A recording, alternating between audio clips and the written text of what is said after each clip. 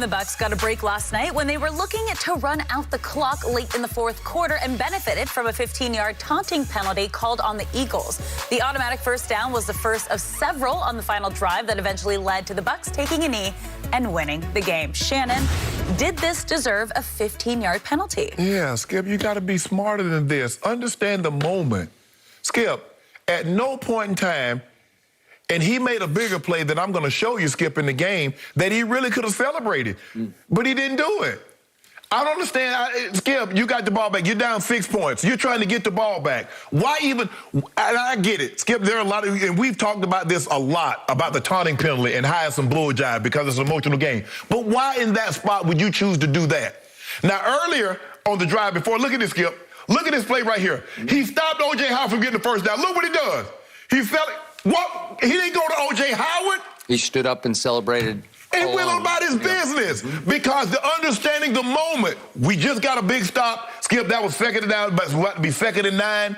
Why give them the first down? That was a big stop because he was going to run away. Right. Yeah. So now, all of a sudden, you may, instead of being second and 9, you make it first and 10 at the 40. Why? I don't get. What did you hope to accomplish? You made a tackle. You were supposed to. And then you walk towards him. And I just didn't get the moment. Guys got to be smarter. Understand the moment. If that's the first quarter, Skip, you can overcome that. But you're down 6. The team has the ball. You need to get the ball back. Yeah. And you give them a first down. Why? I just need somebody to explain to me why, Avery, in that spot, did you choose to do what you did in that moment? Okay. So our man, Troy Aikman, I know you don't listen to the sound, immediately said, that's a penalty. It was a little shocking to me. I was obviously rooting for the GOATS team. Right. But the point is, it's a point of emphasis this year.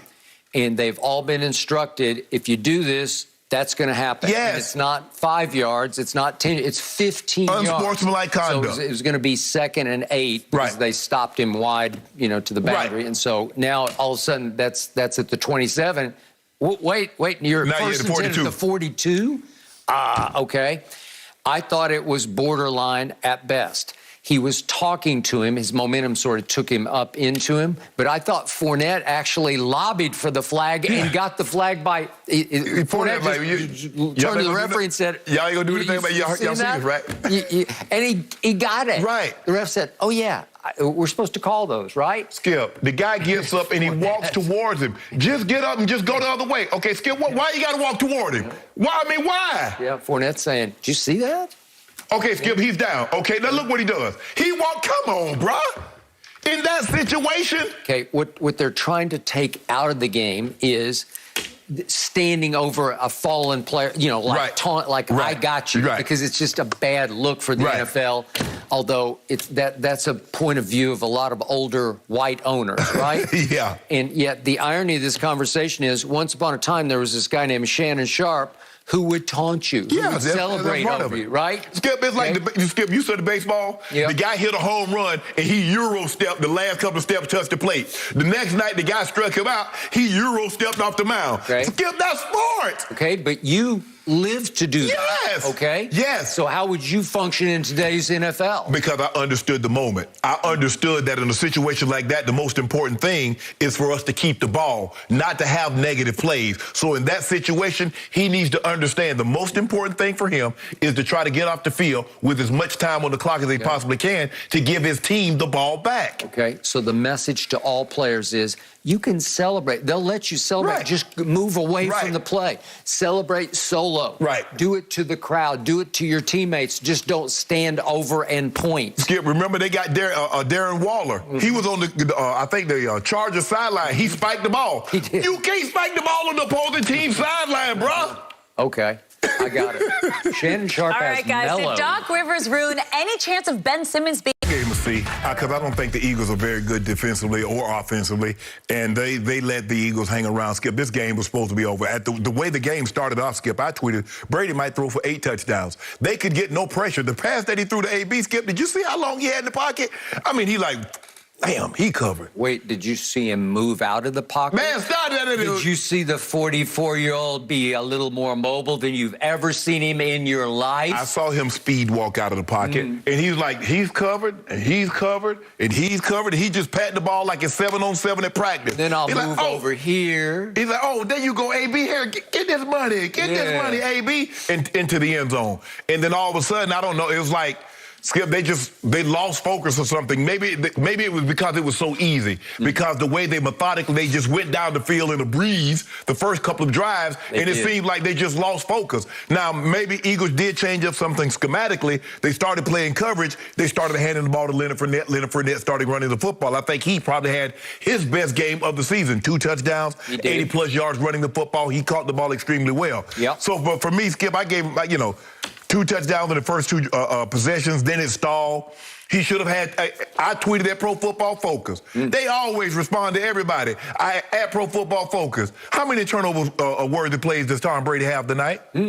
And I ain't get no response. Well, I know he had one. No. A turnover-worthy play is a play, even if you don't turn the ball over, it should have been. He threw the ball, that was interception. That was a turnover-worthy play. Remember, they got reviewed. They say he didn't get his hands up on it. That was a turnover. Are you kidding? What game were you watching? I got to get your TV, I guess. I don't have one of those. Well, but you know what? I already knew. Because even though when he got sacked and they didn't give that a turnover-worthy play, I already knew what was up. But anyway, as I was saying, back to my normal scheduled programming. This is a turnover-worthy play?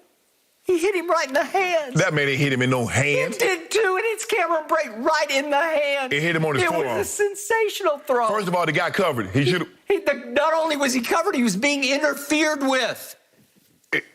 Look at that. Look at that guy wide up. Look at that. But don't worry about it. That's neither here nor there, Skip. The ball hits him right in both of his hands. Shannon Sharp catches that in his teeth. Well, damn, I would like to think I'm better than Cameron Brate at every point in time. Cameron Brate is pretty good.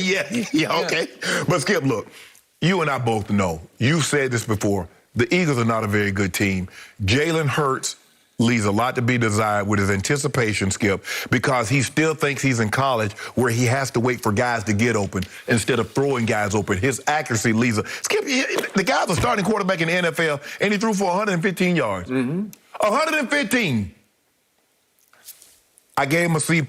I didn't think he was spectacular. The first 2 drives, I thought Brady was going to throw for 508 touchdowns, Skip. I really did, because the way they were going up and down the field. And then for whatever reason, they lost focus. They seemed disinterested. I don't know what the case was, but they stalled. But I don't think it. Because at one point he was 16 or 17 for 2 touchdowns. Yep. He ended up with some 34, 42, 297, which is his, I think, what did they say, one of his highest completion percentage? Well, whatever. Well, at the end of the first quarter, he has 121 yards and 2 touchdowns. And so if you start doing the math, you're like, are we going on 500? That's what I thought he was going to have, because the Eagles weren't putting up a whole lot of resistance on defense. So I'm like, he's going to have 400 plus and 5, 6, 7 touchdowns. And he stalled, but the Eagles aren't. I don't look at the Eagles as one of these world beaters.